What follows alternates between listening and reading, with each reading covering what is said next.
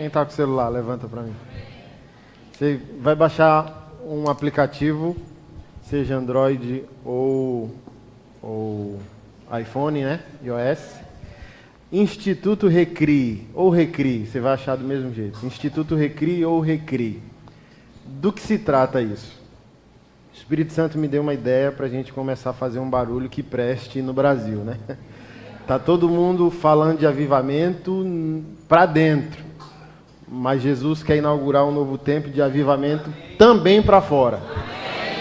Avivamento dentro é muito bom, mas sal no saleiro fica pedrado.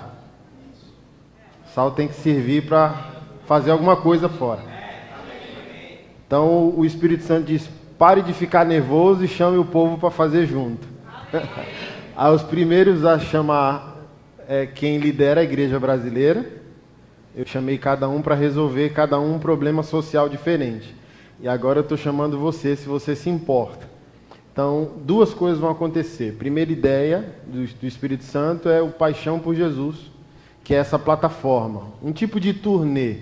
Vão ser 20 dias, mais de 20 estados, rodando todas as regiões do Brasil. Um ingresso padrão, um valor de R$35, acessível, né? A oferta do dia, doações e o que você vai ver nesse aplicativo. Com R$1,99 por dia, o cristão vai ajudar a igreja brasileira a transformar o país. Então, juntou todo esse dinheiro, o que a gente vai fazer? A gente criou uma segunda ideia. A gente não, o Espírito Santo deu.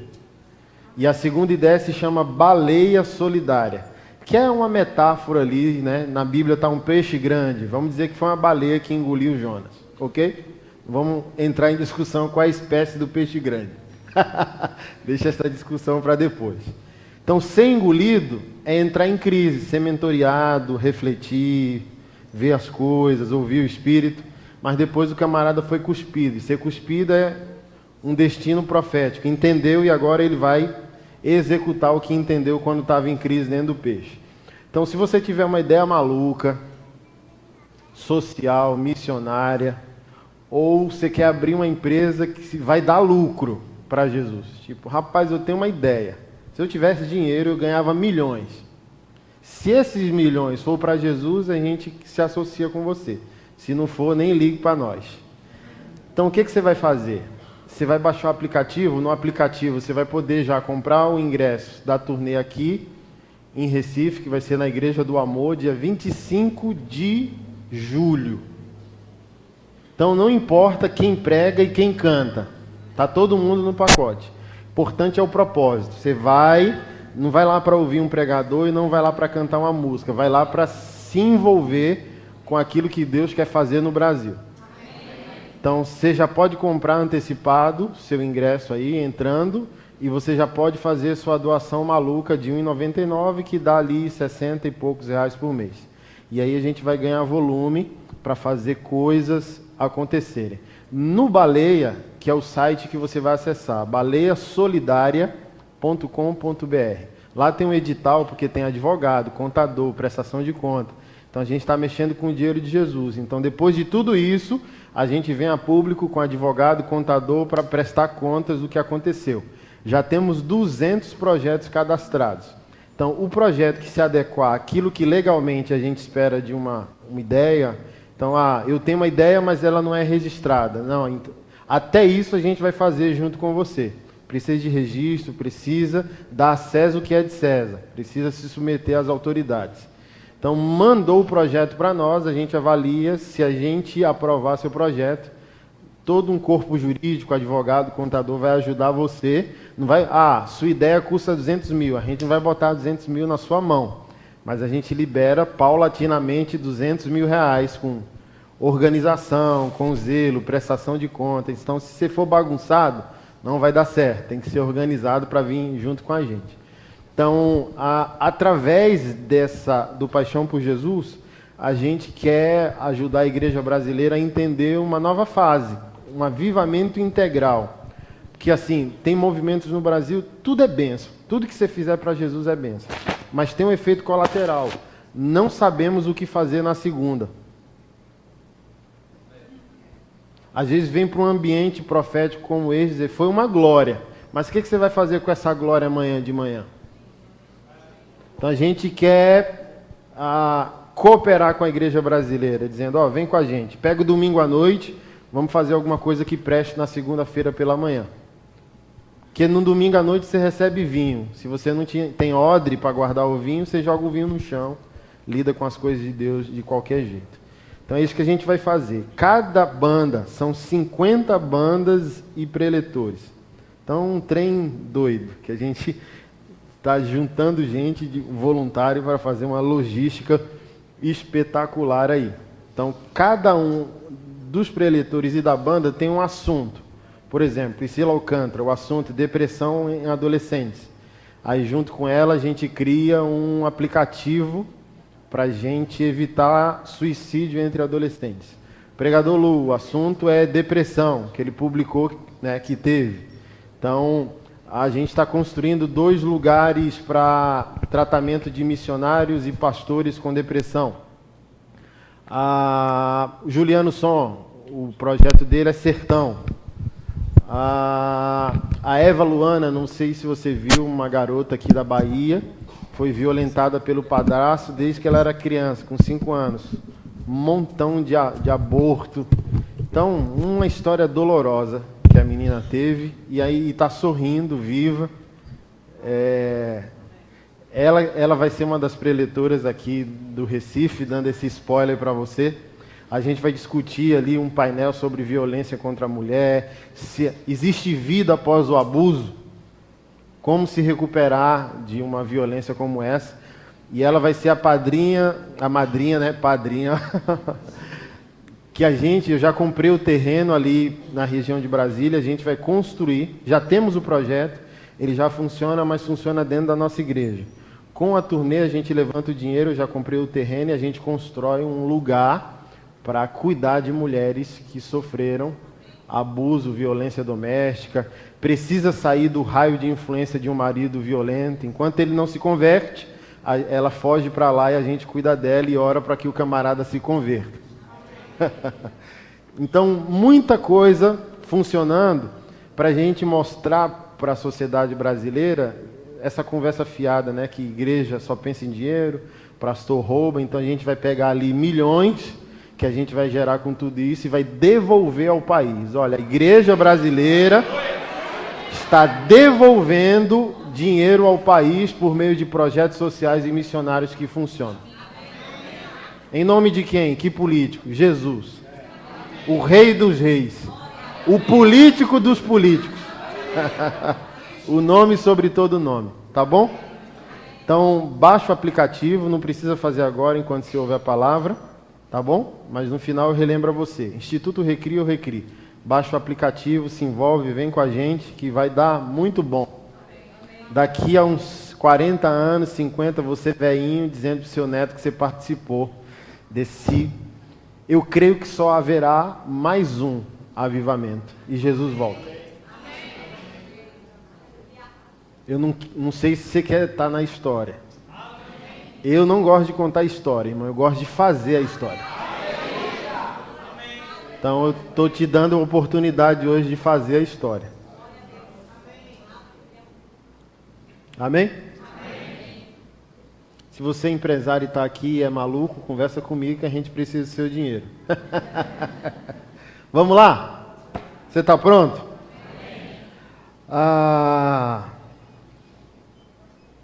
Nosso assunto, né, desses dias é o que chamam desse campo influência de 7 montes, mas se eu pudesse escrever sobre eles, eu ampliaria mais um pouco, porque nem todos, e não é a mentalidade de quem criou essa visão teológica, é que a maioria dos irmãos que creem na teologia dos 7 montes, quando eles chegam no monte, eles não sabem o que fazer. Ou eles não entendem que eles precisam resolver a base desse monte, que sempre vai ser uma disfuncionalidade social, por exemplo. Política, economia, arte e tal, mas tem um problema na base desse monte. Então, o foco não é chegar apenas ao pico desse monte. É entender o que está aqui na base desse monte. Então, por exemplo, o Espírito Santo tem falado tão fortemente comigo. E eu tenho ouvido de maneira profética o clamor até secular. Não que eu tenha prazer na música, mas, por exemplo, você ouve um rap. O Espírito Santo está falando comigo, a pobreza é emocional. Aí você fala, já é ofensivo, né, você ouvir uma coisa dessa. Porque quando você fala pobreza emocional, a primeira coisa que você pensa é no pobre, é no irmão carente. Então, não se trata de quem é o indivíduo. Se trata de um condicionamento básico. Por exemplo, antigamente, a escravidão era uma norma social, ok? Aí libertaram os escravos. Mas diferente de Estados Unidos, Europa, que talvez se libertou com dignidade, houve processos, progressos sociais que fizeram com que pessoas também se desenvolvessem. Brasil não. Ok, os escravos estão livres. Vai fazer o que com eles? Fizeram nada. Aí que começou o que a gente chama de favela. Começou o que a gente chama de periferia. Então ninguém escolheu estar ali. Ali é um condicionamento primeiro geográfico. Por exemplo, Brasília, eu sou de Maceió, estou em Brasília há 20 anos. Há 50 anos, 50 e poucos anos apenas que construíram Brasília. Então, os chamados candangos, né? Então, mineiros, goianos, nordestinos foram para o centro-oeste, construíram Brasília, mas eram considerados margem social. O que a gente faz com essa marginalidade social? Vamos criar um lugar de escoamento geográfico, para afastar eles da capital política. Aí eles criaram a CI, Centro de Erradicação de Invasões. Aí ficou feio. Aí botaram Land, Ceiland. Aí depois falaram, não está legal. Aí ficou Ceilândia. Não sei se você já ouviu falar dessa cidade satélite em Brasília, Ceilândia, que é um lugar geográfico para o condicionamento da pobreza. Naquele ambiente geográfico, a pobreza se torna norma, aparência, hábito. Portanto, se torna emoção e química cerebral. O indivíduo se percebe assim. Então ele tem hábitos, ele tem maneira de pensar, maneira de ver a vida, maneira de ver as coisas. Habitualmente condicionado, e você não pode sair desse lugar. Então, o meu problema com a teologia dos 7 montes é que está todo mundo olhando para cima, mas tem um problema fundamental. Então, eu tenho que chegar lá? Tenho. Mas ao chegar lá, eu tenho que descer para resolver a base, senão não fecha a conta. Aí fica um hamster. Eu falei que eu não queria, mas eu quero café. É café? Tá quente? Eu quero mais quente. Já viu um hamster na gaiola, entrando na rodinha? Acho que ele está todo empolgado, dizendo, vou chegar. E nunca chega.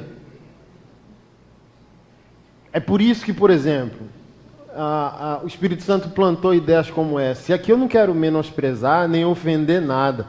Mas, por exemplo, grandes movimentos e conferências no Brasil, avivamento, ok, mas não causou nenhum benefício ao país. Por exemplo, acabou a conferência, ela mobilizou uma multidão de pessoas. Cadê o dinheiro? Que é de Jesus. Não é nosso. Parábola dos talentos está lá exposto. Que Jesus é o Batman e nós somos os Alfreds dele, ué. Não é nosso. A gente só está tirando onda como se fosse, mas não é nosso. Por exemplo, se você é empresário e está aqui, talvez mentira a vida inteira para você, dizendo que você está no secular. Não existe secular, querido. Só existe mesa de trabalho diferente. O próprio escritor dos 7 montes, em pesquisa comprovada, ele diz que apenas 10% do povo de Deus foi chamado para o altar. 10%. do povo de Deus foi chamado aos 5 dons ministeriais no altar. E os outros 90, pastor Anderson? A exercerem os 5 dons ministeriais, considerando qualquer lugar um altar. Se é professor, tem algum professor aqui? Levanta a mão para mim. Se é pastor, os alunos são suas ovelhas. Tem tanta gente brigando por altar, sendo que a cidade é o melhor e não tem disputa. Não tem briga quem manda, quem leva o ministro, fulano. Está lá vazio aquele altar. Se você é empresário, você é um apóstolo.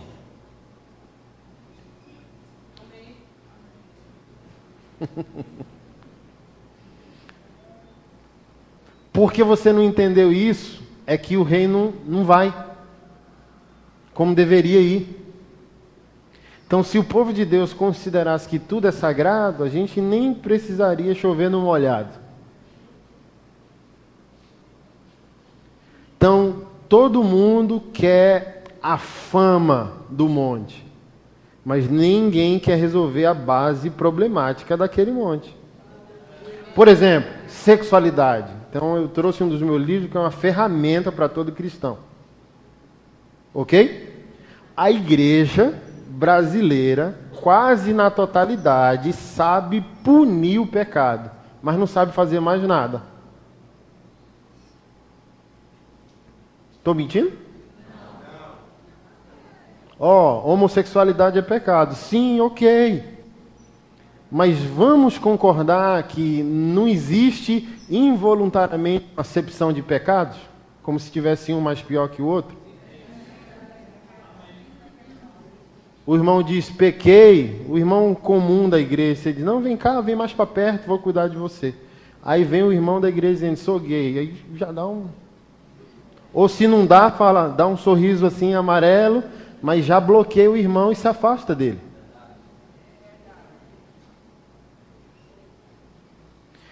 Como eu vejo, tá? Por isso que eu escrevi o livro. A igreja, de um dia para a noite, decidiu punir a vida de pessoas que ela nunca se comunicou. Ela nunca amou a vida do homossexual. Nunca aspas, tá? Eu estou sendo aqui genérico. Nunca houve uma preocupação em massa. Um quebrantamento, uma preocupação. Aí de um dia para a noite ela quer doutrinar a vida de quem ela nunca amou. Aí o homossexual diz, oxe, quem é? Eu não estou entendendo. Nunca perguntou meu nome e agora eu vou para o inferno?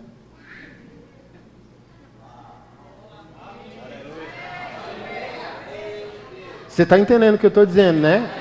Eu não estou dizendo que não é pecado. Mas eu estou dizendo que Jesus sabe o nome das pessoas.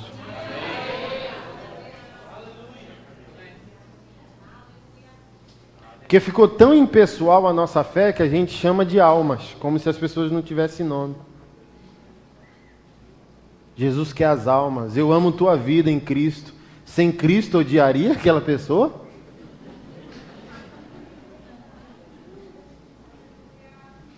Então, toda a minha fé está baseada em fundamentos. Eu não gosto da cosmética. Eu não nasci de novo para viver no nível da maquiagem. Ou entra profundo ou não entra. Ou vai de verdade ou não vai.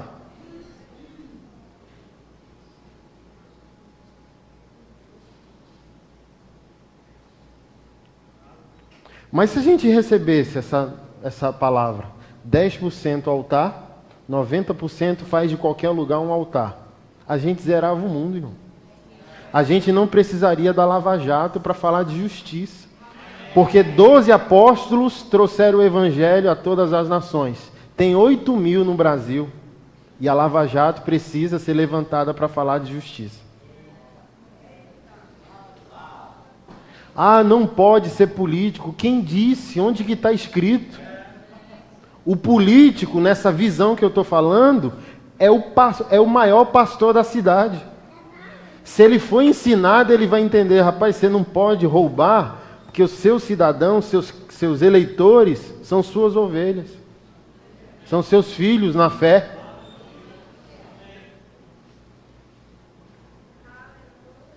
Não pode ser político, não, deve.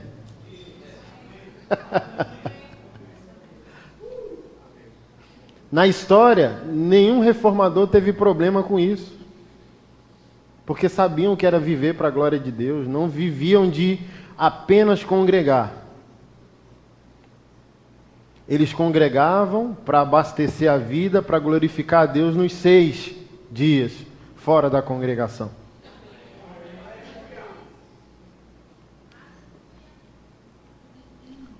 E vem para mim refletindo o seguinte, ok? Voltando à sexualidade. Todo gay vai para o inferno, até que esse gay seja seu. Aí você desespera.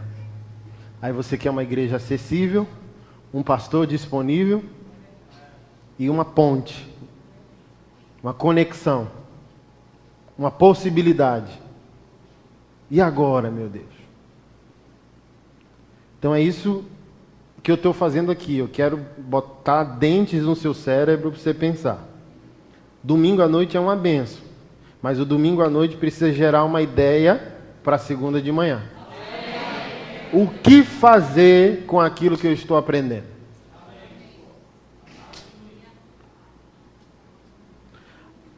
A melhor maneira de dizer que a homossexualidade é pecado é ter uma família. Uma família. Aqui eu vou criar outro problema e vou chatear você. Tem tanta gente dizendo que é contra a homossexualidade porque é a favor da família e não é a família que Jesus espera que seja.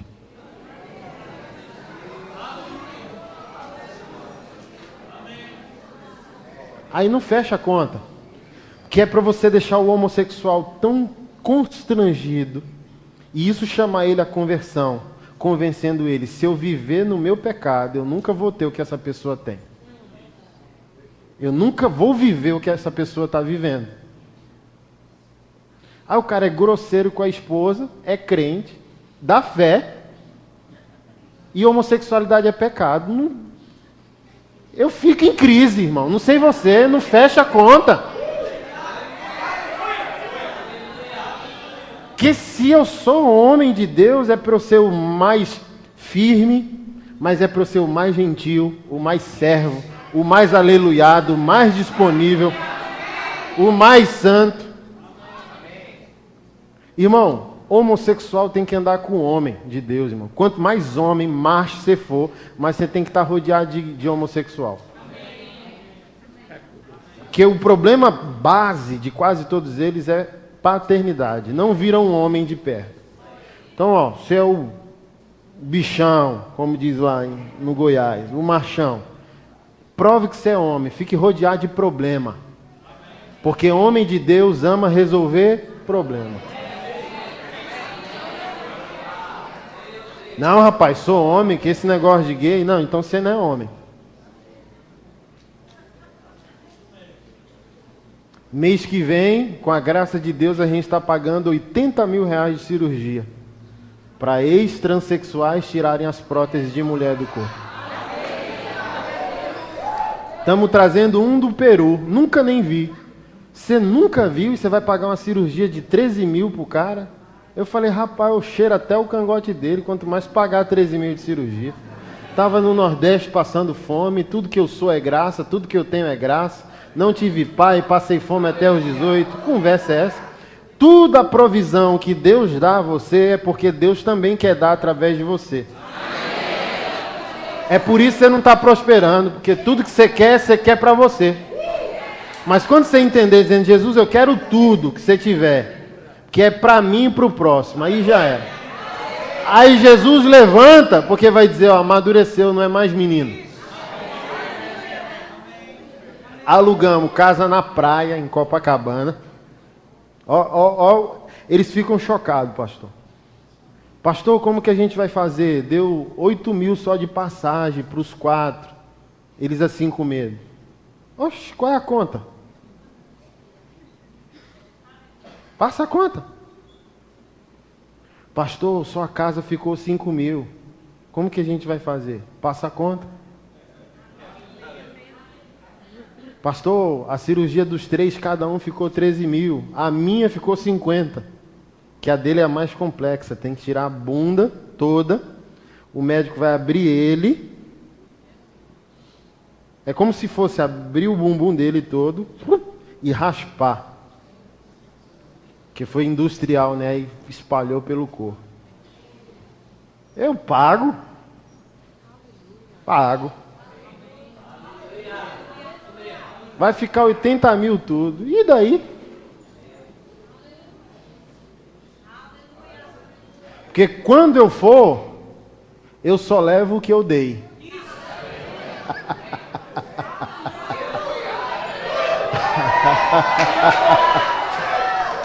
Eu não levo o que eu acumulei.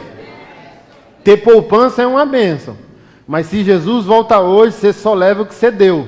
Foi ele que disse: construa em mim um tesouro que a traça não corrói, o ladrão não rouba.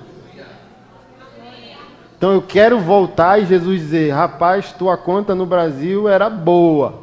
No Itaú era, ó, top. Mas aqui você é milionário. Nem sua coroa cabe na sua cabeça. Então que você é top. Postei ontem uma frase de Spurgeon: a missão de um cristão é dar alegria a Jesus, irmão.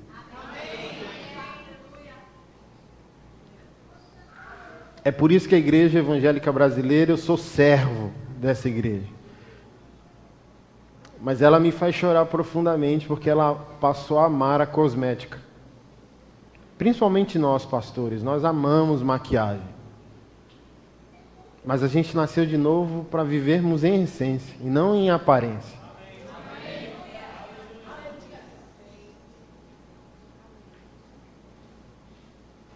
Selecionando escândalos, uma coisa escandaliza, outra não, depende da conveniência.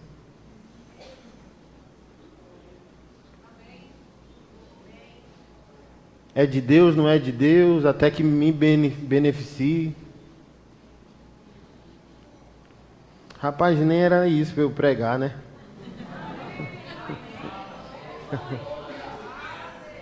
Era para falar de família.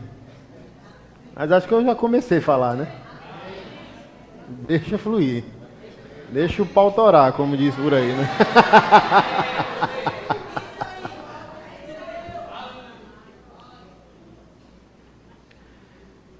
Para a gente começar a entrar no assunto, o nosso problema é que a gente idolatra o processo, não entendendo o porquê das coisas, o porquê de Deus. Deus tem um porquê. Nada do que Deus pediu, do que Deus dispôs, é por acaso. Por exemplo, é tão forte isso que Paulo diz que os dons não são eternos. Então os dons são ferramentas para... Então ninguém deveria se orgulhar, porque aos Coríntios ele diz: o dom é dado para um fim proveitoso, comum, de onde a gente vai pegar a etimologia do comunitário, comunidade. Olha, o que você recebe é por causa também do outro. O dom, é dado para o fim comum. Então você não é uma represa, você é um rio. Ok?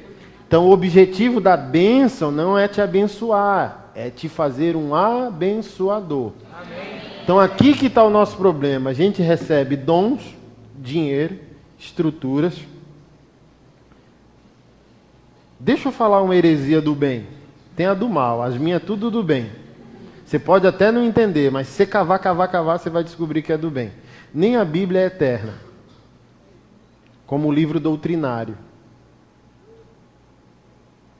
Ela é eterna no propósito, no espírito, no autor, no objetivo. Qual o objetivo das Escrituras? Por que eu digo que não é eterno? Porque quando Jesus voltar, ninguém vai abrir e dizer: não deixáveis de congregar como é costume de alguns. Quem vai fugir da congregação eterna dos santos? Arrependei-vos, porque é próximo o reino dos céus. Alguém vai ler isso? Eu vou ter a ousadia de pastorear você? Ô macho, acorda aí, a gente tem que fazer missões. Não tem quem evangelizar. Não vai ter que se arrepender. Já pensou que top? Acorda e não tem que pedir perdão para ninguém, porque o pecado já foi. A nossa natureza totalmente foi devolvida a santidade e a plenitude no Espírito de Deus. Qual é o nosso problema? Nós pegamos os instrumentos de trabalho e tornamos ele o fim.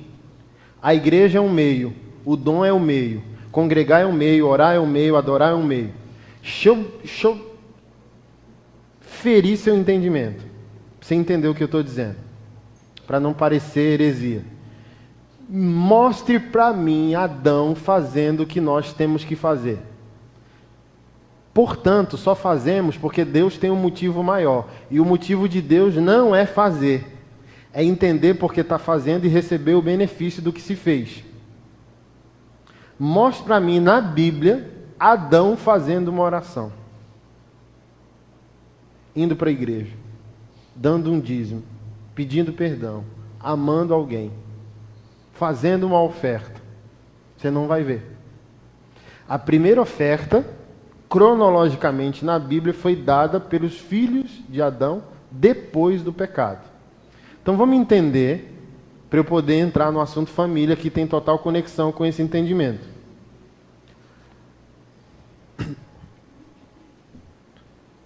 Sem o pecado, coisa que seremos totalmente quando Jesus voltar e consumar, que você precisa entender esse quadripé: criação, queda, redenção, consumação.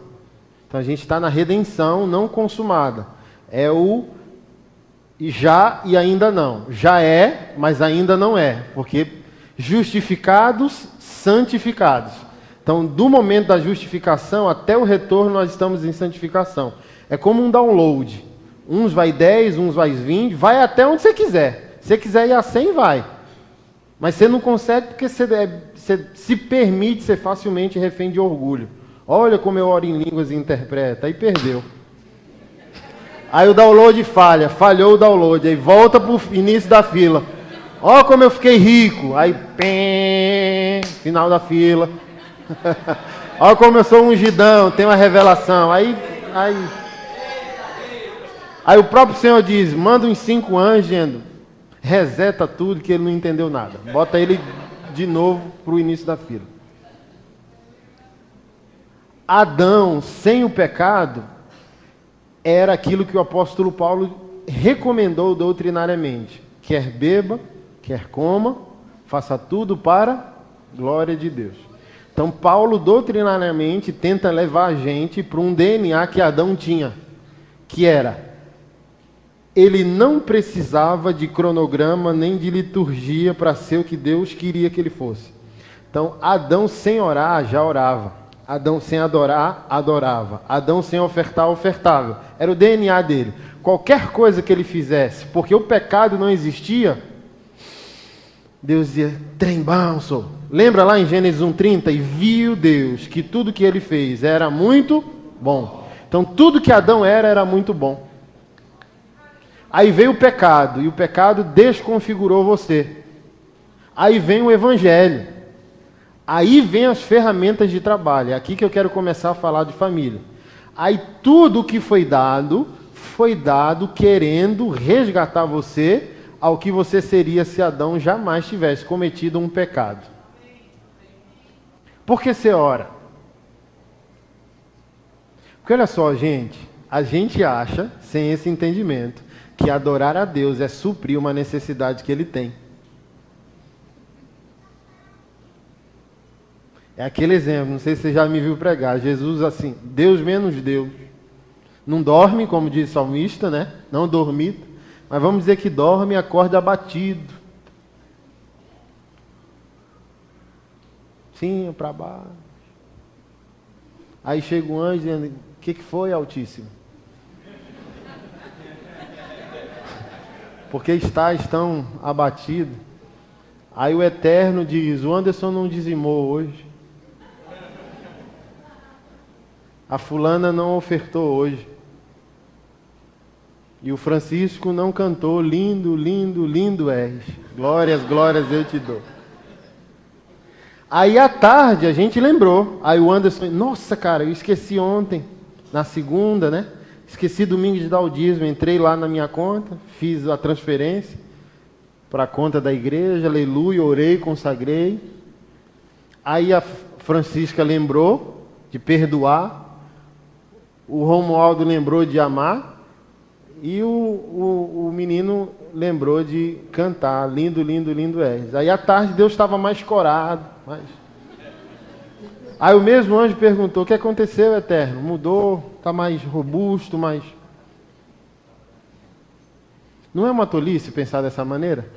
Mas é assim que você vive, em grande parte da sua vida, achando que aquilo que Deus pediu a você é uma necessidade dele. Se você não adorar, Deus não é mais Deus. E você só adora para suprir. Aí quanto mais adjetivo você coloca na sua canção, mais você acha que você está adorando.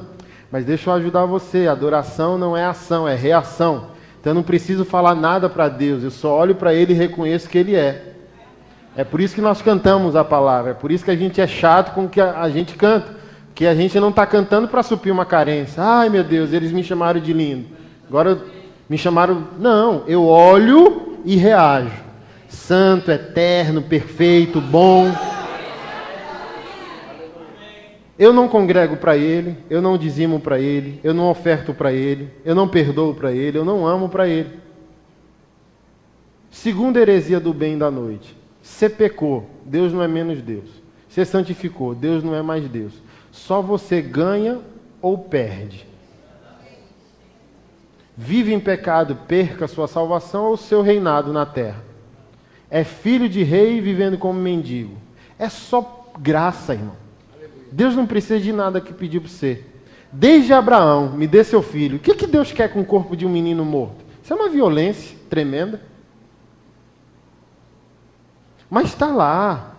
É por isso que Jesus amava dizer, veja como ouvis. Quem tem ouvidos para ouvir, ouça. Então ele não quer que você bata o olho seco, ele quer que você queira. Porque, por exemplo, é graça, mas é caro. É para todo mundo, mas não é para qualquer um.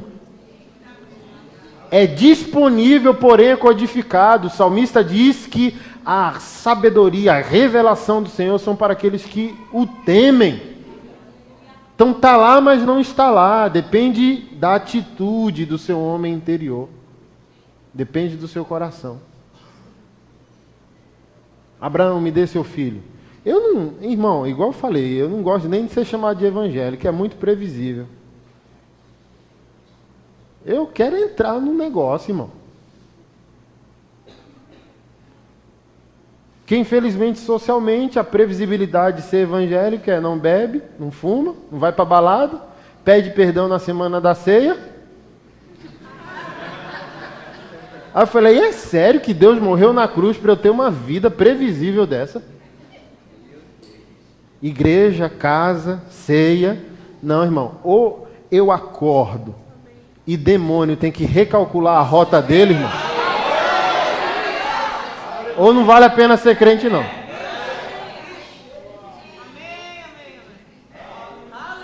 Que me permita falar como um bom nordestino. Ou você bota para lascar logo num demônio, irmão. Ou não vale a pena ser crente, não. Ou você acorda e ele diz, lascou pra gente, nova reunião. Ou não vale não, irmão. Um Deus adormecido, uma eternidade adormecida dentro de nós. A gente é violento, perigoso. Olha só, se você entendesse quem você é, anjos te servem, demônios te temem. Só isso. Mas voltando para o corpo de Isaac, o que Deus precisa de um menino morto? Mas vamos entender o que está lá. O que está lá é a idolatria. Onde houver idolatria, não há identidade. Onde não houver identidade, não há herança, não há legado, não há a construção da eternidade. Deus não prometeu um filho, Deus prometeu uma descendência incontável. Mas Abraão, como um bom idólatra, pegou o bom e perdeu de vista o extraordinário. Ele pegou um filho e esqueceu, enlouqueceu, que Deus não prometeu um filho, Deus prometeu a descendência incontável. Tá bom. Para Deus prosperar você, Deus precisa matar o bom, para fundamentar o melhor. Por isso que ele não para de pedir. Ele não pede porque ele precisa, ele pede porque ele te ama, e tudo que você dá a ele, Ele devolve a você a autoridade sobre aquilo que você dá a Ele.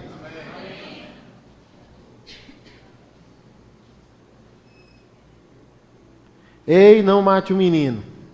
Por quê? O ídolo morreu. O escritor de Hebreus diz que Abraão falava consigo mesmo. Deus é poderoso para ressuscitar os mortos. Lutando com Deus por décadas, ele fez a síntese entre a cosmética e a essência. E juntou as duas coisas. Se você perceber, Abraão entrou em crise quando Deus prometeu, mas quando Deus pediu, ele já não reagiu com crise. Porque os anos ensinaram ele a sair da aparência e entrar na essência. Ele dizia, eu vou matar o menino, mas também verei o espetacular, porque Deus não pode mentir. Deus disse que é por ele que vem a promessa. Então ele via as duas coisas eram coerentes. O menino vai morrer, e porque é pelo menino eu vou ver a coisa mais espetacular que os meus olhos já viram. Deus é poderoso para ressuscitar os mortos. Então, Deus só queria que Isaac morresse nas emoções de Adão. Deixasse de ser um ídolo no coração de Abraão. Quando Abraão matou o filho por dentro, aí Deus falou, não preciso do corpo do menino morto, vou fazer o que com ele? Eu só quero que você me dê aquilo que impede você de ser.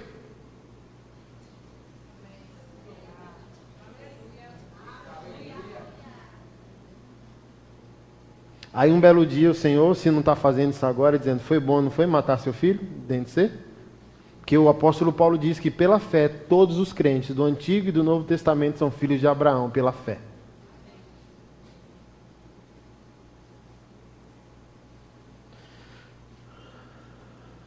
Então você precisa entender o poder das ferramentas. Tudo que foi dado é ferramenta.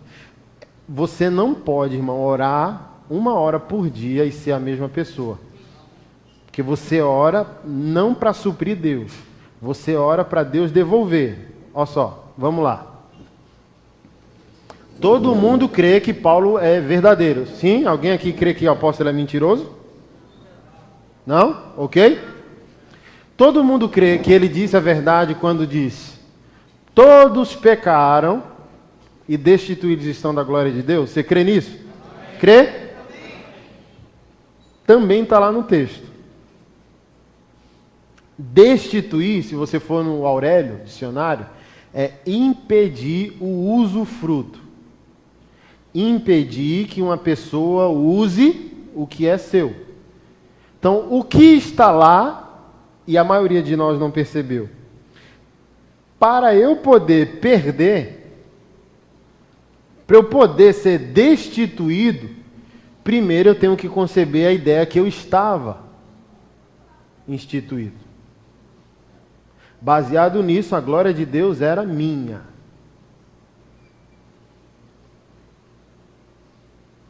Então eu saí, fui aqui, quando eu voltei, me impediram de usar aquilo que é meu. Aí vem o Evangelho. Deus cria o Evangelho como uma ideia extraordinária para, historicamente, ele intervir no mundo por meio dos profetas, Israel, a lei, aí vem João Batista, a graça, a igreja, os dons, os ministérios, as disciplinas espirituais, para levar o povo dele à devolução daquilo que seria nosso se Adão jamais tivesse pecado. É isso que você tem que entender. Então você não ora em línguas para ser repetidor. Você ora em línguas e tem que perceber o download se concluindo. Eu orei com meu entendimento e eu percebi que foi devolvido a mim algo. Eu orei em línguas e percebo que está sendo devolvido em mim algo. Eu dizimo, eu oferto, eu amo, eu perdoo, eu sou pai, eu me submeto, eu persevero, eu jejuo e é um Lego.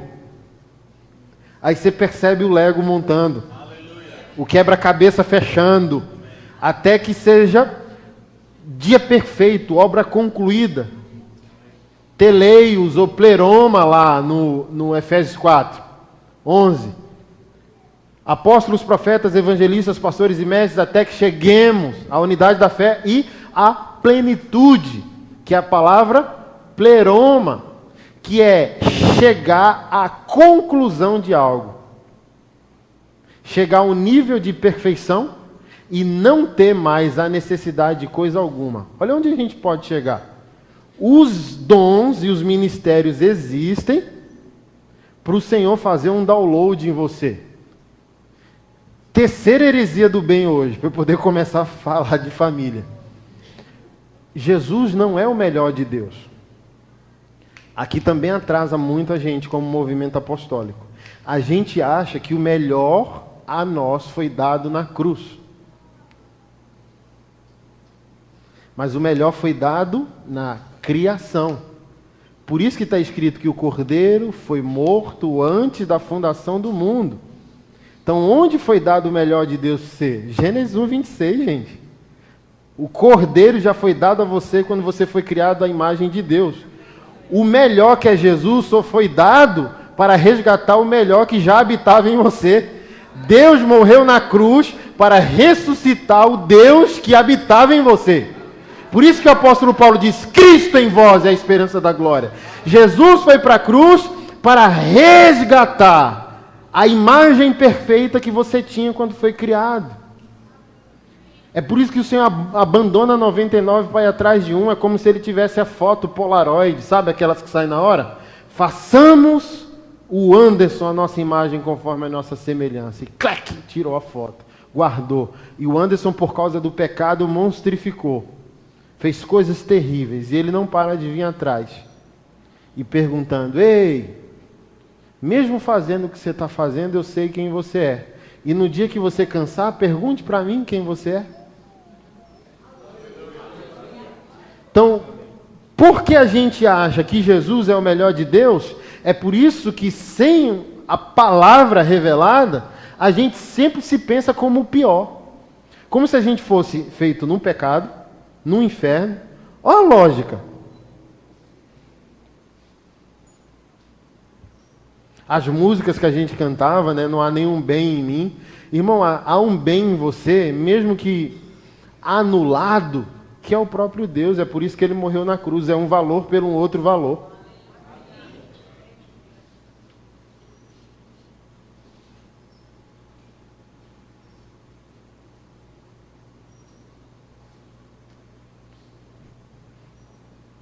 Jesus só morreu pelo que vale a pena. E o que vale a pena? Você foi criado à imagem de Deus. Então a gente acha que a graça de Deus é um acidente, assim, ó. Não, vou dar meu filho o meu melhor. Não, o melhor já foi dado. Foi o próprio Pai na hora da criação. E Ele manda o Filho para resgatar algo que já é bom e é top. Que é, eles foram criados como eu sou, meu filho. É por isso que eu vou enviar você como o meu melhor, para resgatar o que era de melhor nesse mundo, que era eu neles. Agora eles primeiro vão estar com você e você vai devolver eles para mim. Não está escrito pelo apóstolo Paulo, naquele dia o filho devolverá o governo ao pai. Eles foram criados à minha imagem, agora eles vão nascer de novo à sua imagem. Mas no dia da consumação você devolverá a glória a mim. E o que isso tem a ver com família? Irmão, se você entender isso, por que sua família está em crise? Porque se você entendesse isso, sua família deveria funcionar mais que toda uma igreja. Um casal que entende o Evangelho é muito mais produtivo, às vezes, que muitas igrejas sem entendimento. Por quê? Outra heresia do bem. Não é a família que existe para a igreja, é a igreja que existe para a família. Quem caiu no jardim não foi uma igreja, portanto a igreja, que heresia top. A igreja não é a coisa mais importante para Deus. O resultado da igreja é a coisa mais importante para Deus. Qual é o resultado da igreja? Cristo em vós, esperança da glória. Se Cristo está em vós, e Cristo está em vós, formando uma família, aquela família volta a ser o núcleo apostólico mais poderoso para Deus. Deixa eu provar isso para você, visivelmente. As pessoas sempre se decepcionam com a igreja e buscam uma igreja ideal, ok? E essas pessoas não conseguem perceber que o problema não é a igreja, o problema é o lar. Porque quem resolve o problema em casa, resolve o problema em qualquer lugar. Se eu não consigo resolver problemas na igreja, é porque eu não estou sendo treinado em casa para resolver problemas. Se minha família é problemática, tudo será problemático. Se minha família é plena, tudo será pleno. Então ele diz, eu quero a igreja perfeita. Mas só busca a igreja perfeita quem é a família imperfeita. Porque a família imperfeita tem ponto cego, ela não tem autocrítica.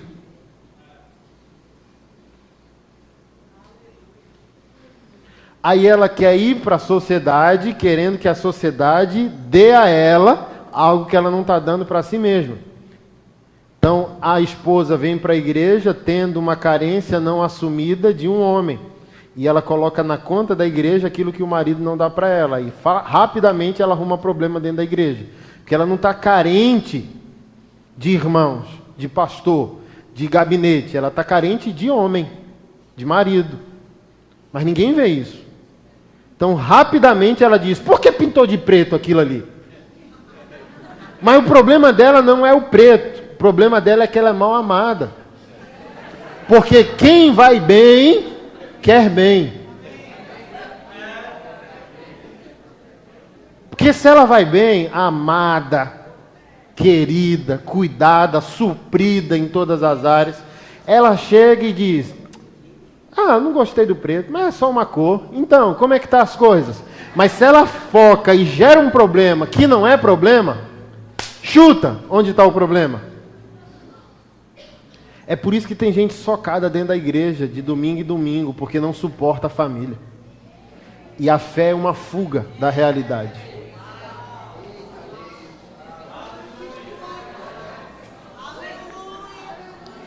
Tem 10 anos que eu estou orando pelo meu marido. Continue orando. Mas talvez você é mulher de Deus demais para a igreja e para o seu pastor, e mulher de menos para o seu marido.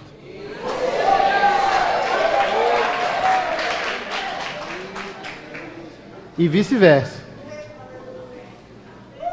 Vem para a igreja fugindo de um trauma não resolvido, sem trazer esse trauma à luz, a autocrítica, o controle de si mesmo. É sempre alguém fugindo e terceirizando. Que é a síndrome do jardim. Não fui eu, não fui eu, não fui eu. Aí a serpente, se tivesse outro, também não fui eu. Mas quando não tinha mais ninguém, ela diz, fui eu mesmo.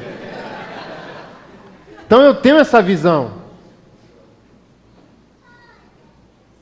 Só busca a igreja perfeita, a família imperfeita. Porque igreja é família, irmão. E família é um trem bom, mas é cheio de conflito, irmão. Se eu resolvo o problema com a minha mulher, eu não vou resolver problema com os meus irmãos? Se eu resolvo o problema com meu filho, eu não vou resolver problema com os discípulos? É só uma consequência, mas se eu não resolvo em casa, eu não resolvo em nenhum lugar. E o nome disso é idolatria. Você põe as ferramentas de Deus em um lugar que não deveria estar. A função da igreja é devolver a família ao seu devido lugar. Você quer um exemplo? Minhas piores experiências na igreja foram de pessoas, pastor, que me chamavam de pai. Eu não... Tem gente que é contrário totalmente a esse negócio de pai na fé, pai espiritual, paternidade espiritual, mas também virou uma moda. Eu acho que o mais saudável é ali Paulo e Timóteo. Como um filho serve a um pai, ele me serve. Então, não é um problema ter pai na fé, pai espiritual, honrar pessoas que ativaram sua fé. Porque para mim, pai espiritual é igual pai natural, só tem um. Então não é moda. Você não escolhe ninguém. Teve alguém que um dia destravou você. Aquela pessoa é o seu pai, aquele pastorzinho, entendeu? Mas as pessoas não resolvidas com a sua paternidade natural querem um substituto para o trauma. Aí vem para a igreja, o Anderson é meu pai. Meu irmão. Foi as minhas piores experiências na igreja. A minha pior foi com uma que me chamava de paizinho. Chega, arrepiava o espinhaço assim, ó. Ô paizinho, no meio de todo mundo. Chega, eu ficava... Porque não vem do Espírito. Porque a verdadeira honra é a ovelha que honra o seu pastor porque está honrando o seu pai natural. Não é uma fuga de feridas. A honra que é dada ao pai é dada ao pastor. A honra que é dada à família é dada à igreja. Aí funciona. E a função da igreja é ter essa consciência. O que você está dando para mim é legítimo? Se não for, discipulado, confronto. Aqui, ó, teu ponto cego. Você não está carente de um pastor, você está carente de um marido. Volte para casa e se resolva com o seu. Porque, irmão, mulher com marido top é mulher que vive rindo na igreja. Mulher com cara amarrada no culto, com cara amarrada na segunda, para mim eu já vou para o marido. Eu resolvi, pastor, todas as minhas crises de ministério quando eu entendi isso. Eu vivia mal. Mas quando eu entendi que mulher com cara feia, mulher amargurada, na igreja, é culpa do marido. Aí eu já vou no marido. Ei, a mulher é tua.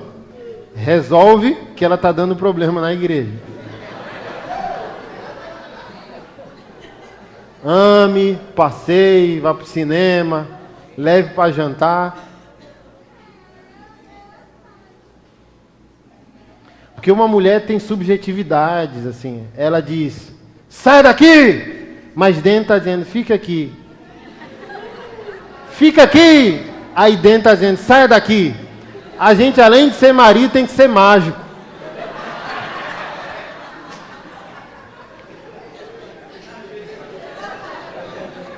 Então, as mulheres têm complexidades subjetivas.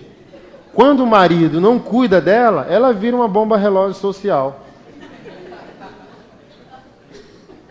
Ah, não quero mais ficar nessa igreja. Eu nem entro mais nessa pilha, nessa neurose. Eu dou a bênção logo, aperta aqui. Não insisto. Não me machuco. Foi uma bênção. Glória a Deus até agora. Fique em paz, vá em paz. CPF não pode misturar com CNPJ. Não demos certo com igreja. Mas quando me vê na rua, me cumprimente. Vá em paz.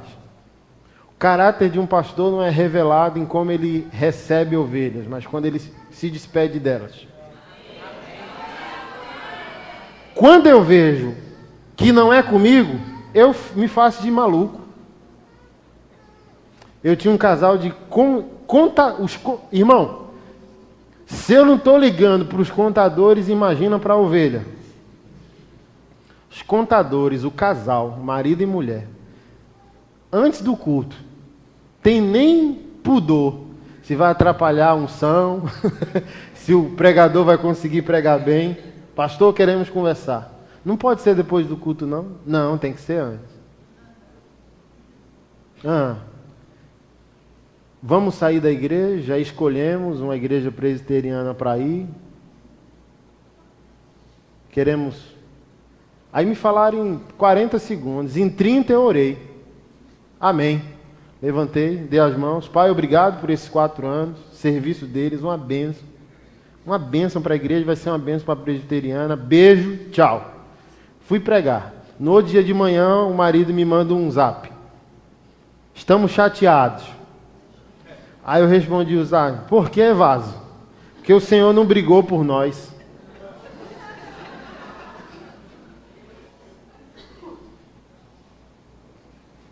Onde que está isso? Numa carência que não é da igreja, é da vida. Pode ir lá, tem um problema na vida. Aí eu falei, querido, deixa eu falar o seguinte, sim, sim, não, não, talvez não é do diabo, é o diabo. Irmão, ó, corrida, eu tenho uma responsabilidade mundial hoje com a igreja.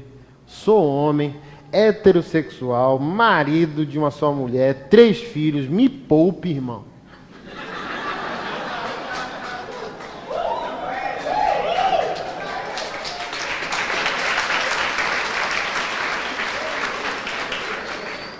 Vá cuidar da sua vida, que eu já estou cuidando da minha. Então, irmão, não funciona. Pode ir Josué Gonçalves, Anderson Silva, Cláudio Duarte. Vai resolver não. Não vai resolver. Vou comprar um livro ali sobre família. Não vai resolver, irmão. Todos os nossos problemas só são resolvidos em adoração. Se não resolver a vertical, pode fazer mágica na horizontal que não resolve. Não é você e o outro, é você e Deus primeiro. Um marido só resolve o seu casamento quando ele decide viver para a glória de Deus. É aqui, com Deus primeiro. Eu me resolvo com Deus, depois eu me resolvo como marido. Então eu posso fazer a terapia que for como marido. As pessoas, eu estou trabalhando muito com masculinidade, família. Pastor, como abandonar a pornografia? Abandonando, uai. Quer que eu faça o quê? Uma fogueira? Uai. Ora por mim. Não, irmão, libertação não vem por oração, vem por entendimento. Conhecereis a verdade vos...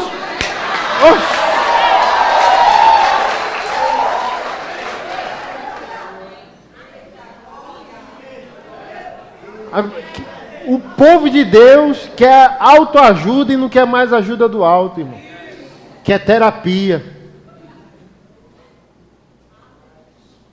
Não, é só entender que seu pecado impede seu reinado, impede a revelação de Cristo na terra. Enquanto você está em pecado, Deus não pode ter casa na terra. Pecado é a destruição da casa de Deus. Santidade é Deus botando uma placa que mora em você e vai usar você para resolver a vida do outro. Então é só entender.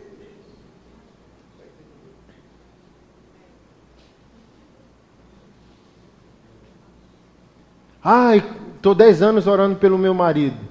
Irmão, irmã, não conseguiu porque está orando, por incrível que pareça.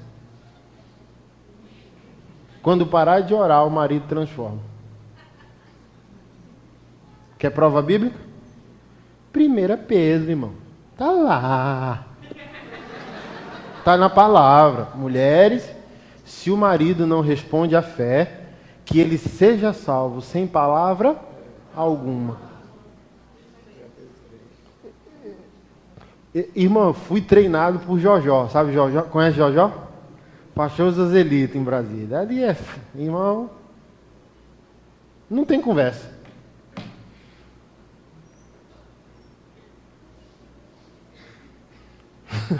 Aí um dia a mulher chegou e disse: que fazer? Aí ele disse: é sério? Eu queria ler o horóscopo, mas não creio não. Pegar Marie Claire lá, revista de mulher, né? Dizer, você é de Sagitário, seu marido de Escorpião, a lua cruza com o sol dele, aí, por isso que não está... Não, mas ele leu, é aqui, Efésios 5:22, mulheres em tudo. Tudo é tudo. Se você, em alguma coisa, não está submissa ao marido, respeitando ele, eu vou fazer o quê? Deus vai fazer o quê? Se Deus diz que a mulher em silêncio transforma, como que a gente pode fazer alguma coisa que não venha daquilo que está escrito? Então a gente quer dificultar os processos, não crendo que a palavra de Deus é suficiente para fazer o que Deus prometeu ser feito. Tipo assim, não é só isso, só calar. Não, tem que ter um mantra, tem que ter 20 dias de alguma coisa. Não, mas está escrito que a mulher consegue sucesso com o marido calada. Como? Aí você quer mamão com açúcar? Como é, pastor? Não, primeiro se cale, veja sua reação animal, sua natureza adâmica querendo tomar controle sobre sua nova natureza. As velhas realidades da criação querendo tomar conta das novas realidades da criação. Se cale diante de um marido injusto e perceba ainda o tanto que você é carnal. Aí você vai ver o porquê Deus mandou você calar. Porque calar diante da justiça é uma coisa. Calar diante de quem merece é uma coisa. Calar diante da injustiça e de quem não merece, aí você vai perceber que você é igual. Só comete pecados diferentes.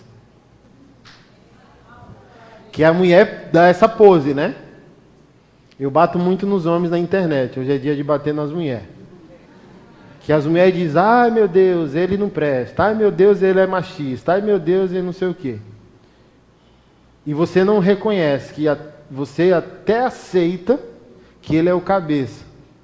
Desde que você consiga seduzir ele para você ser o pescoço dessa cabeça. E ó, manobrar a cabeça do jeito que você quiser. Então, Deus está dizendo que a mulher tem ferramentas de trabalho que podem transformar a vida de um homem. Mas para saber quais são essas ferramentas, primeiro faça o que a Bíblia me mandou fazer.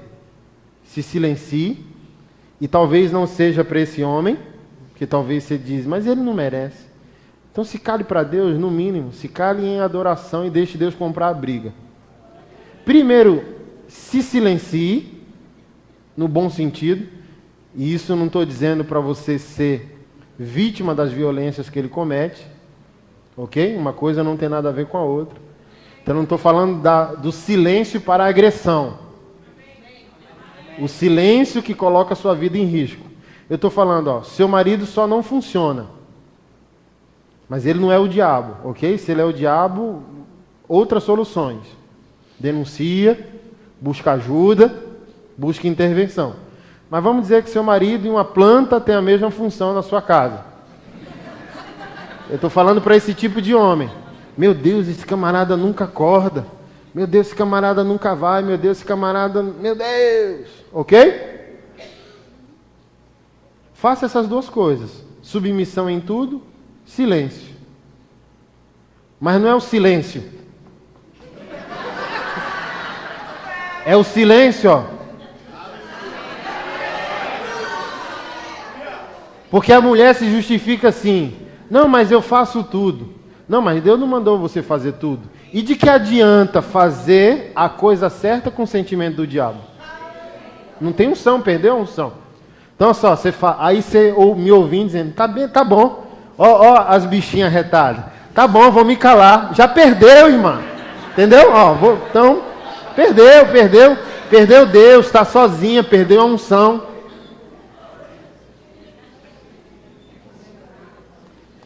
Todos os nossos... Vamos guardar isso? Repete comigo. Todos os meus problemas se resolvem em adoração. Primeiro é comigo. E com Deus. Depois com o outro. Esquece o outro. Primeiro é você e Deus. É uma relação individual. É o que eu falo ali, ó. Gênesis 1:26, o homem foi criado como um ser espiritual. Foi criado à imagem de Deus para a glória de Deus, ok? Gênesis 2:7, o homem foi criado de novo. Em Gênesis 5:1, o homem foi criado de novo. Como eu vejo isso? Gênesis 1, o homem é criado como um ser espiritual, para a glória de Deus. Ele existe para vertical. Por isso nós temos a cruz como símbolo de redenção. Primeiro vertical, depois horizontal. Os dois mandamentos da lei. O da graça é amar o próximo como eu vos amei.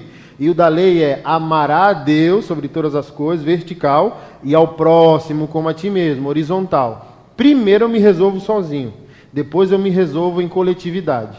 Gênesis 1, você é criado como um ser espiritual para a glória de Deus. Gênesis 2, a matéria é formada para receber o espírito de Gênesis 1. E ali é soprado o fôlego de vida. Você passa a existir como um ser individual. Existo para Deus, existo sozinho. Para um casamento dar certo, todo mundo tem que respeitar o espaço de todo mundo. Ela precisa dela mesma existir sem filho, sem louça e sem marido, em períodos da vida dela.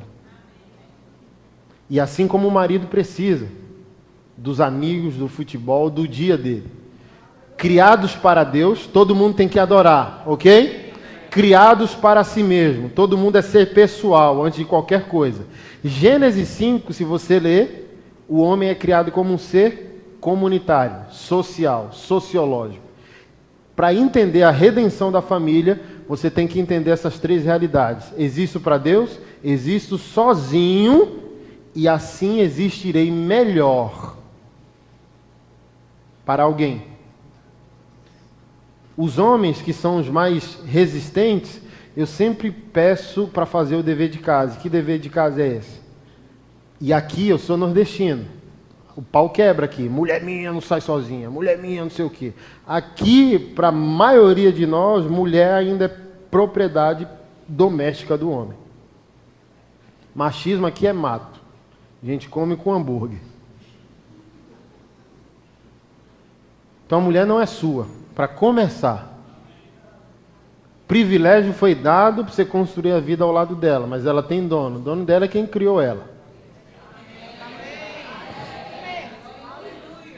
O teste é: experimente liberar essa mulher para ela existir sozinha. A mulher que está comigo, mas não é minha, que é do meu Deus, precisa existir sozinha.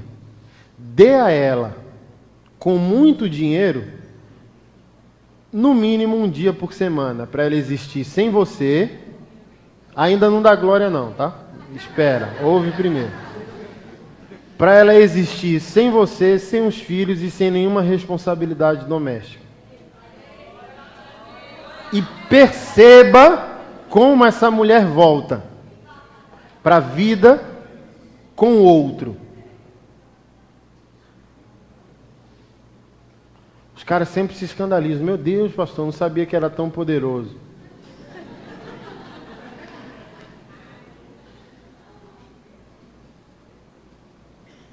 Nós estamos vivendo com Deus e nós não estamos entendendo as etapas de redenção. A gente colocou uma maneira de pensar e a gente não consegue abranger o nosso pensamento. Olha só, é tão poderoso que Deus pode fazer numa família. Se o homem entendesse o que precisa entender, meu irmão, gente, a gente nem precisaria estar lutando politicamente, filosoficamente contra ideologias de gênero. Que nossas famílias, nossos casamentos já seriam igrejas. Olha só. Se uma família imperfeita busca a igreja perfeita, e é por isso que a igreja não está funcionando, é que se a família não funciona, junte 100 famílias que não funcionam e elas se encontram num domingo em algum lugar. Aí é a briga de departamento, é a briga quem canta, é a briga quem lidera, é a briga... Agora pegue uma família que funciona, 100 famílias que funcionam e junte elas num domingo. Então a maior responsabilidade da igreja não é o culto dela, é a família que compõe ela.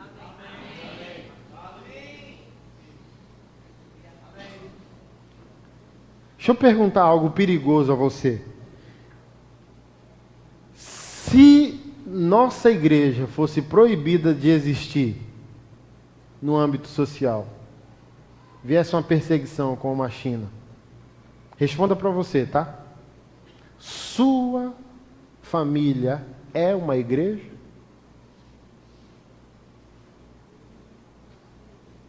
Seu casamento é uma igreja? As pessoas podem olhar para você e querem imitar Jesus, seguir Jesus com aquilo que vê na sua vida, não no seu culto. Nosso culto também está cheio de cosmética. Me permita quebrar essa fantasia, entendeu? Porque talvez o glória que a gente está dando aqui é a substituição do palavrão que a gente deu lá na nossa casa. O Pai do Senhor para o irmão aqui foi o grito que a gente deu em alguma pessoa amada na nossa semana. Então, muito da nossa espiritualidade está cheia de maquiagem. Se a igreja acabar hoje, sua casa é uma igreja? Você, homem que está aqui, se a igreja acabar hoje, você é pastor da sua esposa e dos seus filhos? Você é exemplo? As pessoas querem ser igual a Cristo ao olharem para a sua vida?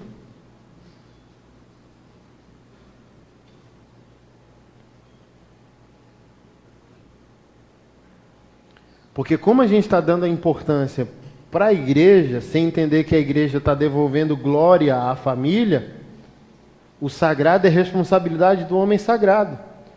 Mas todo homem, todo pai de família é um homem sagrado.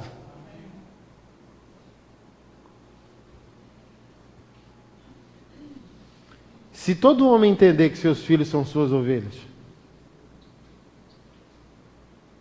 se todo homem entender que a masculinidade dele tipifica a masculinidade de Jesus, que morreu pela igreja, pelo resgate dela. E Jesus não bateu na esposa, Jesus morreu por ela. Adão não teve destino profético porque disse: culpe minha mulher. Mas Jesus disse: culpe a mim e não a minha mulher. Você é esse homem? Seus filhos querem imitar você ou Neymar?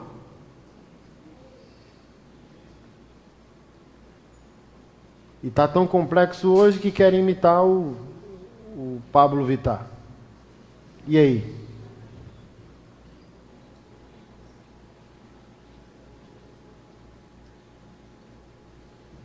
Você, como homem, é respeitado na sua igreja, na sua família, no seu bairro?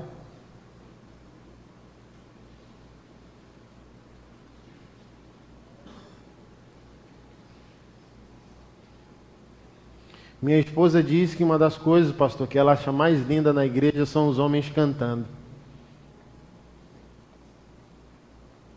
Ela diz: ouvir o grave da voz masculina na igreja é a coisa mais linda do mundo. E isso só acontece quando o homem entende seu lugar em Deus. Só quando o homem entende seu lugar em Jesus. Então pega todas as ferramentas de trabalho e entendam que é só ferramenta de trabalho. Agora analise o produto dessas ferramentas, a consequência. Dons, ministérios, Bíblia. E veja a consequência, que é Cristo em vós. Eu tenho a consequência das ferramentas que Deus me deu?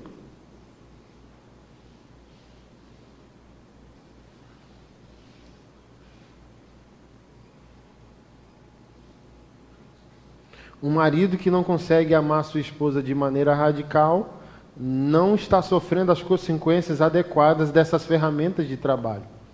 Porque se estivesse, e aqui o percentual passa de 90%, se você, quem é homem aqui? Levanta a mão para mim. Levanta, macho. Oxe, está com medo de quê? Amém. Se você estivesse sofrendo as consequências adequadas das ferramentas de trabalho de Jesus, Espírito, o Filho crucificado, a palavra, as disciplinas espirituais, a obediência, havia um resultado adequado. E qual era o resultado adequado? Amar, no mínimo, tá? No mínimo, amar a mulher mais do que se ama a própria mãe. Porque é Bíblia. Portanto, deixará o homem seu pai e sua mãe, unir-se à sua mulher e os dois serão uma só carne. Portanto, nenhuma relação humana é tão poderosa quanto a relação do marido com a esposa. É mais poderosa que a relação com os filhos e com os pais.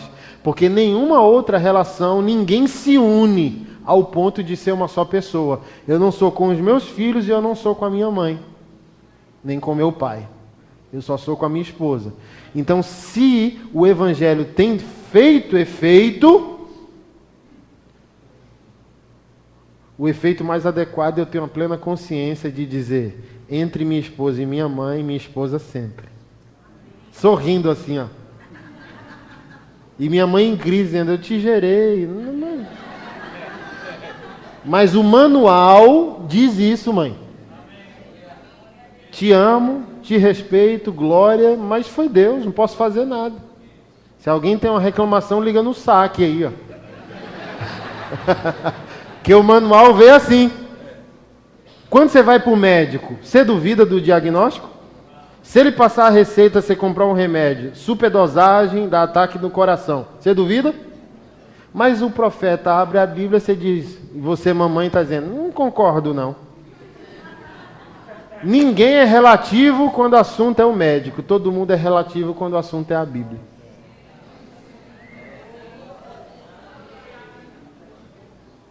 Não depende do tempo, não depende de nada, depende de entendimento. Porque olha só, o que Deus quer? Filhos nunca prosperam. Só homens prosperam. É por isso que Deus quer que o homem deixe pai e mãe. Porque enquanto o homem vive na esfera da tutela, ele tem uma existência de consumo. Já percebeu que homens que ainda não saíram dos seus pais, por mais que trabalhem, sejam adultos, acima de 30, ele nunca gera benefício social. Porque um filho não prospera a si, não prospera a ninguém. Ele só consome e sobrevive. Então só homens prosperam. Não, mas eu não posso casar porque eu cuido da minha mãe. Tenta casar e veja o laço de prosperidade para cuidar da mulher e da mãe. Mas enquanto for filho, não prospera. Por isso que o próprio Cristo, não lembra não? Se ele fez, quem é você para não fazer? Não, mas ele não teve mulher. Ué, o que a Bíblia diz? Não é grande ainda. 1 bilhão de pessoas. Casou com a igreja, sim ou não? Quando você é filho, sua mãe, pelo complexo materno, homem, impede você de cumprir seu propósito. Porque mamãe não quer que você sofra as dores de um mundo cruel. É por isso que Maria foi lá e disse o quê? Ô filhinho, chegou sua hora, transforme água em vinho. Aí ele já, primeiro, como diz na rua, né? Vindo da rua, meteu o louco em Maria. O que tenho eu contigo, mulher? Primeira ruptura. Eu me tornei homem. Não use o complexo materno para impedir que eu tenha um propósito. Como homem, eu não existo mais como teu filho. Eu entendi quem eu sou. O que tenho eu contigo? E outra vez ele estava pregando, aí chegou. Tua mãe, teus irmãos te esperam lá fora. Segundo louco, meteu o louco de novo. E disse, quem é a minha mãe? Quem são os meus irmãos? Senão aqueles que fazem a vontade do meu Pai que está nos...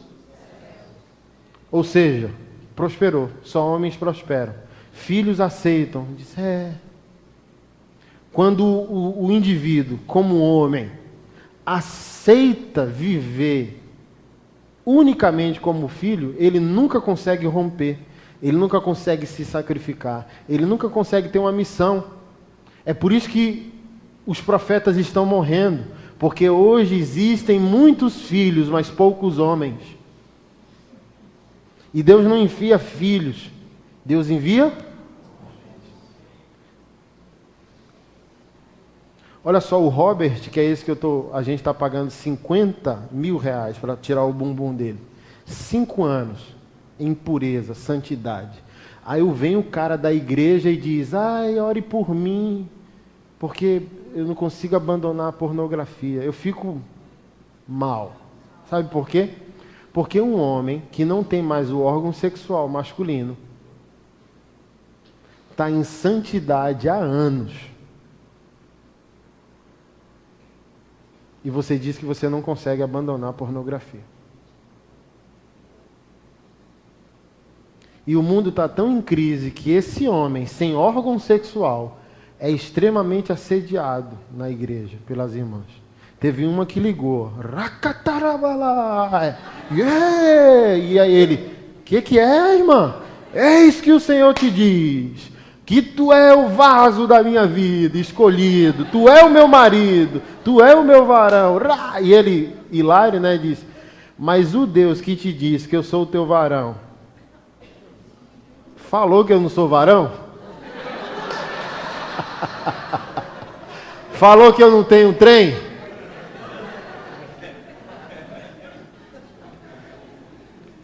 Ele me ligou e disse, pastor do céu, as mulheres estão na minha cola. E eu disse, e aí? Elas sabem que tu não tem o trem? Pior que sabe, pastor. E essa aí que orou,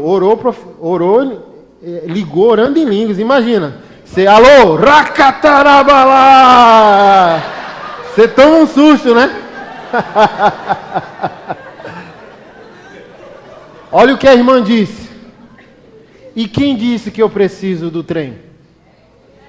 Eu preciso de um homem, e você é um homem. Irmão, quem é homem de novo? Levanta a mão agora para mim como homem. Se uma mulher quer um homem sem o trem, estamos em crise, irmão. Não tem homem na igreja do Senhor Jesus. Tem muitos filhos, mas poucos homens. Porque só homens prosperam e só homens se sacrificam pelo benefício do outro.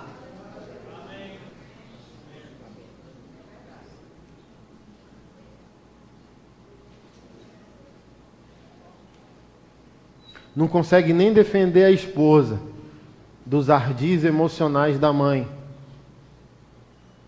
Porque a mãe carente não aceita que a nora leve seu filho embora. Porque não foi amado por um homem que é dar ao filho aquilo que um homem negou a ela. E um verdadeiro homem de Deus, a primeira coisa que ele tem que fazer é entender que a mãe tem necessidades por causa do homem que não teve, ou daquilo que seu pai não deu. Às vezes está presente, mas não se importou com aquilo que sua mãe precisa.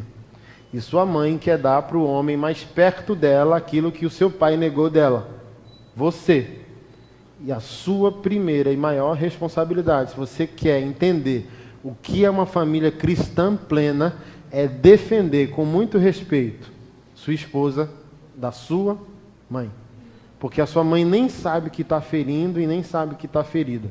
É só psicologia. Freud explica. Eu amo psicologia. Tudo subjetivo. Está tudo escondido na mente. A mãe quer o filho, por isso que a relação com a nora é terrível. Quase todas as mães têm carências. E ela olha dizendo, eu vou deixar essa bruxa levar meu lindinho.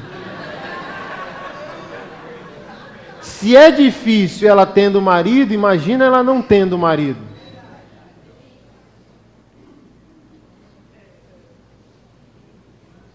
Então a sua maior responsabilidade é entender, respeitar a sua mãe, fazer isso com sabedoria, graça, mas também fazer com verdade.